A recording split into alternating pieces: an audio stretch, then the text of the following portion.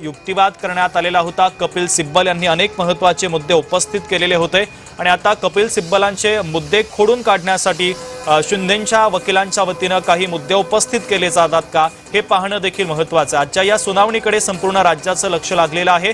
या सुनावणीला आता सुरुवात झालेली आहे। तर पुढच्या काही वेळामध्ये युक्तिवादाचे काही मुद्दे देखील आपल्यापर्यंत येतीलच। कशा पद्धतीने आजचा हा युक्तिवाद सुरू केला जाईल हे देखील आम्ही तुमच्यापर्यंत पोहोचवूच।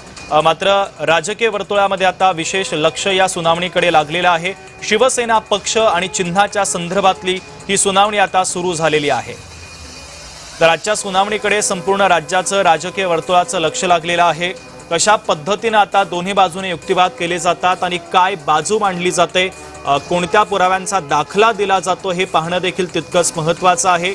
निवडणूक आयोगाची भूमिका या सगळ्यामध्ये नेमकी काय आहे हे पाहणं देखील महत्त्वाचं असेल। राजकीय वर्तुळाचं या सुनावणीकडे आता लक्ष लागलेलं आहे। तर शिवसेना पक्ष आणि चिन्हाच्या संदर्भातली ही सुनावणी आता सुरू झालेली आहे। पुढच्या काही वेळामध्ये आता युक्तिवादाला देखील सुरुवात होईल। कशा पद्धतीने युक्तिवाद दोन्ही पक्षकारांच्या बाजूने केला जातो हे पाहणं महत्त्वाचं आहे। ठाकरेंची बाजू हे कपिल सिब्बल मांडतायत। कपिल सिब्बल यांनी काल देखील जोरदार युक्तिवाद केलेला होता। आज शिंदेंच्या वकिलाच्या